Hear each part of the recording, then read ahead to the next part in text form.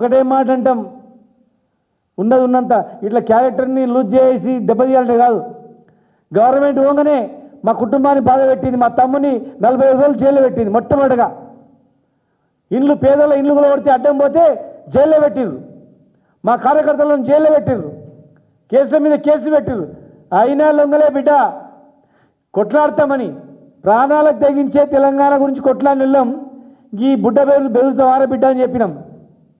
ఇలా మా క్యారెక్టర్ని దెబ్బతీయడానికి ఒక కుట్ర, ఎప్పుడో కుట్ర. లుచ్చనా కొడుకులు డైరెక్ట్ ఎదుర్కోలేక దొంగ కేసులతో మా కుటుంబాన్ని నివేదించారు, అసత్య ప్రచారాలు తెచ్చి క్యారెక్టర్ దెబ్బతీయాలని చూసిండ్రు. ఈరోజు 6 దిశలు మా అభ్యర్థిని గెలవడానికి మేము కృషి చేస్తుంటే కాంగ్రెస్ అభ్యర్థిని గెలవడానికి అని పాత పోస్ట్ పెట్టి చెప్తారు. బిడ్డ, సైబర్ క్రైమ్లో కేసు బుక్ చేస్తున్నాం, సివిల్ కేసు బుక్ చేస్తాం, క్రిమినల్ కేసు బుక్ చేస్తాం, డిఫామేషన్ సూట్ వేస్తాం,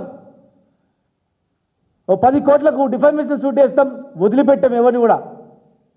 డీజీపీ గారిని అడుగుతా ఉన్నా, డీజీపీ గారు మా దగ్గర పింక్ బుక్ లేదు, రెడ్ బుక్ లేదు, ఎల్లో బుక్ లేదు, కాకి బుక్కే ఉందన్నారు.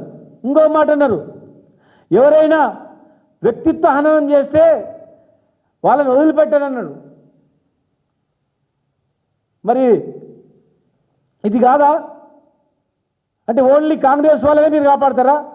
సోషల్ మీడియా ఇష్టం వచ్చినట్లు పెట్టినా, వ్యక్తిత్వ హననం చేసినా ఒక్కరిని కూడా వదిలిపెట్టాను. మరి ఈరోజు ఒక పిల్ల ఇటుక ఇట్లా పెంచుకుంటా కన్న కష్టాలు పడి మేము రాష్ట్రాన్ని తెచ్చుకొని కేసీఆర్ గారి నాయకత్వంలో ఇవాళ మేము ఒక స్థాయికి వచ్చి కష్టపడుతుంటే ఓర్వలేక నువ్వు దన్ను అని తన్నాలని చూస్తే పోతే అదరా బిడ్డ, నీ కాలు దిగిపోతారా కొడక. మమ్మల్ని ముట్టుకుంటే మాకు కూడా ఎవరో వస్తుందిరా. ఎవడు ఇలాంటి అసత్య ప్రచారం చేస్తూ వెంటాడి పొడుకులారా మిమ్మల్ని వదిలిపెట్టాం. శ్రీనివాస్ గౌడ్ అనే వ్యక్తి డబుల్ గేమ్ ఆడాడురా, ధైర్యంగా ముందు మాట్లాడతాడు, కొట్లాడతాడు, చెప్తాడు. చాలామంది రాజకీయంలో ఉన్నోళ్ళు పొద్దుగాల మాట్లాడి సాయంత్రం పోవచ్చు, సాయంత్రం మాట్లాడి పొద్దుగాల రావచ్చు. మాది అటువంటి నేచర్ కాదు బిడ్డ. ఇలా ముఖ్యమంత్రి గారు కూడా పెళ్లిళ్ళకు పోతున్నారు, అక్కడ ఇక్కడ మా వాళ్ళ పెళ్లిలో కూడా వస్తున్నారు, మా పార్టీలకు ఫోటోలు దిగుతున్నాడు. అన్నంత మాత్రాన జరిగిపోద్ది అట్లా? జనంలో చూడాలని ఫోటో దిగవచ్చు. ఏ సందర్భంలో మాకే గుర్తులేదు, ఏ సందర్భంలో కలిసినామా అనేది, ఏ ఫంక్షన్లో కలిసినామా అనేది. అవి పెట్టేసి మీకు అలవాటు బిడ్డ, రేప్ కేసులు, డకాయిట్లు వాళ్ళని పక్కన పెట్టుకొని అత్యాచారం చేసిన వాళ్ళని, లేకపోతే సెటిల్మెంట్ చేసిన వాళ్ళని, అట్లాంటి మీ పార్టీలో ఎవరికైనా అలవాటు ఉంటాయేమో అబద్ధాలతో నడిపించేది. మేము అట్లేదు. ఇలాంటి డీజీపీ గారు కూడా జోక్యం కలిగించుకొని ఏ ఛానళ్ళు వచ్చినాయి, ఫేస్బుక్లో ఎట్లొచ్చింది, మీ దగ్గర సాంకేతిక పరంగా పరికరాలు ఉన్నాయి, మీ దగ్గర సిబ్బంది ఉంది, మీరు వెంటనే దీని మీద ఎంక్వైరీ చేసి ఎవడు పెట్టిండో, ఏ లుచ్చగాడు పెట్టిండో అని బజార్కి ఇడిచి చేయాల.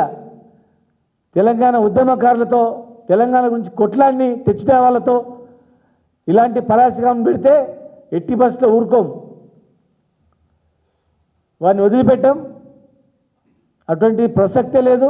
మా అభ్యర్థి గెలుస్తున్నాడు కనుకనే, ఆమె గెలుస్తుంది కనుకనే, మాగంటి సునీత గెలుస్తుంది కనుకనే అసహనానికి గురైపోయి పుకార్లు పుట్టిస్తూ, భయపెట్టిస్తూ, భయప్రదలకు గురి చేస్తూ ఇలాంటి దుష్ప్రచారాలు చేస్తూ గెలవాలని చెప్తున్నారు. బీసీలకు కేసీఆర్ చేసినంత ఎవరు చేసిండు? రాజ్యసభ మెంబర్లు ఇచ్చిండు సగం, 5 మందిని, ఎమ్మెల్సీలు ఇచ్చిండు, మమ్మల్ని అందరూ తయారు చేసిండు మంత్రిగా.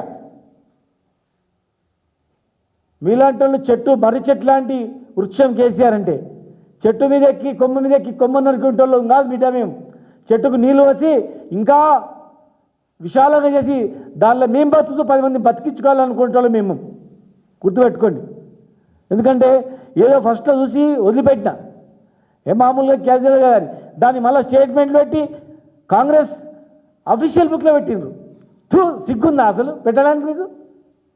అసలు మనుషులే 60 అఫీషియల్ ఫేస్బుక్లో పెడుతుంటే ఇంత ఫేక్ న్యూస్ పెడుతున్నావు, ఉమ్మిస్తారు, కాకరిచ్చి నోట్లో ఉమ్మిస్తారని అనుకోరు ఎవడన్నా? అఫీషియల్ ఫేస్బుక్లో పెట్టి ఇంత అసత్య ప్రచారాలు చేస్తారు.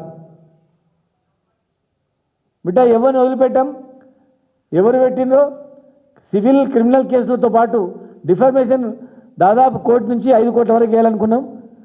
వేసి మిమ్మల్ని వెంటాడతాం అని చెప్పి తెలియజేస్తాం. దయచేసి మీడియా మిత్రులు కూడా ఎవడో చూసి దండమని మీరు కూడా పెట్టొద్దు. ఎందుకంటే ఇప్పుడు కేసు పెట్టాల్సి వచ్చినప్పుడు ఏ ఛానల్ వచ్చిందంటే అవి కూడా మేము పెట్టాల్సి వస్తుంది, ఏ యూట్యూబ్ ఛానల్ వచ్చినాయంటే అవి కూడా మేము పెట్టాల్సి వస్తుంది. మీకు చట్టం మీద అవగాహన ఉందో లేదో తెలియదు. ఏది లేనిది మీరు